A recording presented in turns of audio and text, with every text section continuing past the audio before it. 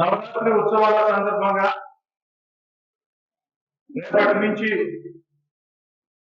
రాజరాజేశ్వరి అమ్మవారి దేవస్థానంలో నవరాత్రి ఉత్సవాల ఏర్పాట్లు మొత్తం కూడా పూర్తయి లక్షలాది మంది భక్తులు ఈ నవరాత్రుల్లో రాజరాజేశ్వరి అమ్మవారిని దర్శించుకుంటారు.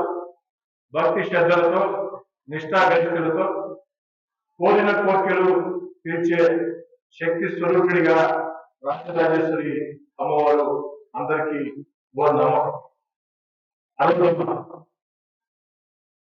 ఈ యొక్క నవరాత్రి ఉత్సవాల సందర్భంగా వచ్చే భక్తులకి ఎలాంటి ఇబ్బందులు రాకూడదని ప్రత్యేకంగా ఏర్పాట్లు చేయడం జరిగింది.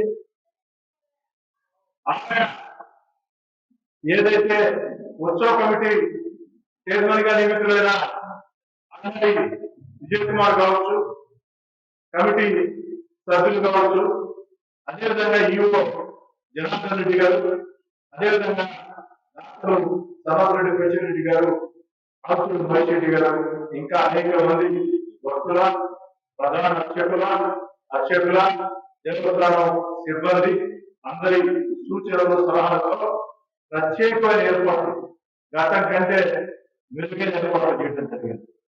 ఏమిటా ఏర్పాట్లు అంటే వచ్చిన భక్తులకి అమ్మవారి దర్శనానికి ఎలాంటి ఇబ్బంది లేకుండా 3 రకాల పద్ధతుల్లో క్యూ లైన్లు కొత్త పద్ధతి ఏర్పాటు చేయడం జరిగింది. ఈ క్యూ లైన్ల కొత్త పద్ధతి వల్ల వచ్చిన భక్తులకి వేగవంతంగా దర్శనం జరగడమే కాకుండా అమ్మవారు దగ్గరగా కనపడే పరిస్థితి. ఏ క్యూ లైన్ పాటికి ఆ క్యూ లైన్, ఓ క్యూ లైన్ ఉందని మరో క్యూ లైన్ ఆపత్త అవసరం లేకుండా అమ్మవారిని అతి దగ్గరగా చూసే అవకాశం భక్తులకు. ఇందుకు మనస్ఫూర్తిగా వారందరినీ కూడా అభినందిస్తుంది. అదేవిధంగా విఐపీ మధ్యాహ్నం 12 నుంచి 1 గంటల వరకు, రాత్రి 9 నుంచి 10 వరకు, మధ్యాహ్నం 12 నుంచి 1 గంటల వరకు, రాత్రి 9 నుంచి 10 వరకు విఐపీలకి సమయం కేటాయించడం జరిగింది. దయచేసి విఐపీలందరూ కూడా ఆ సమయాన్ని ఉపయోగించుకోవాలని, మిగతా సమయాల్లో సాధారణ భక్తుల రాష్ట్రాలకి ఆసక్తిని కలిగించవద్దని విఐపీలందరూ కోరుతున్నాం. అదేవిధంగా రాష్ట్రాలు కూడా ఈసారి గతంలో భిన్నంగా దేవస్థానం రాష్ట్రాలకి ఆ రాష్ట్రాలకి వారి బంధుమిత్రులకి ప్రత్యేక ఏర్పాట్లు చేయడం జరిగింది.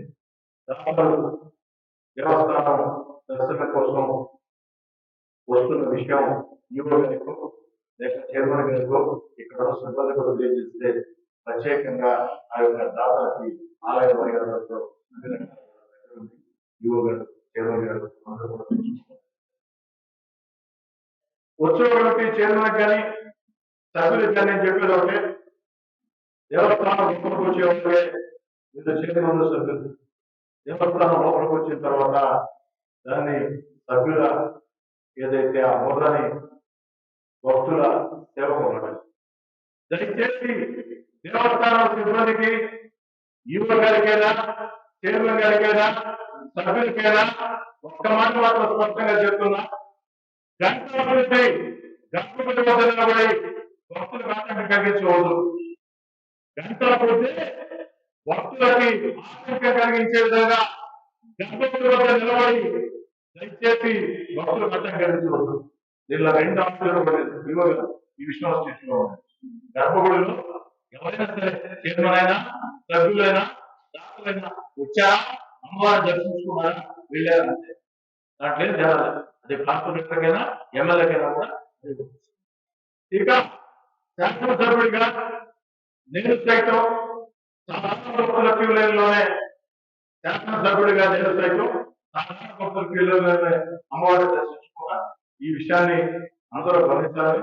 ఎందుకంటే అమ్మవారి ముందు హోదాలు, డబ్బు ఇది కూడా అర్హత కాదు.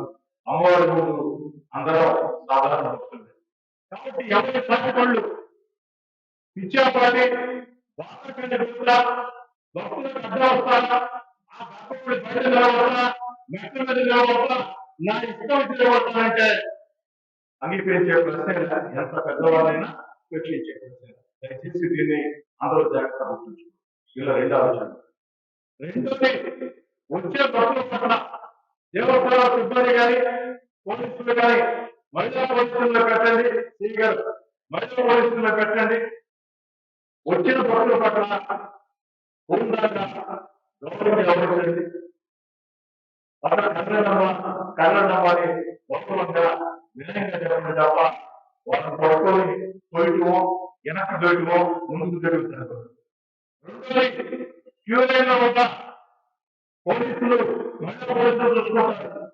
దేవస్థానం మెంబర్లకి చైర్మన్కి చెప్పేది మీరు చేయాల్సింది క్యూ లైన్ లో ఉన్న వచ్చిన భక్తులకి మంచినీటి ప్యాకెట్లు, వాటర్ ప్యాకెట్లు అందించే పనులు అమ్మవారి సేవలు మీరు పాల్గొని అది అమ్మవారు మీకు కూడా చాలా మేలు చేస్తారు.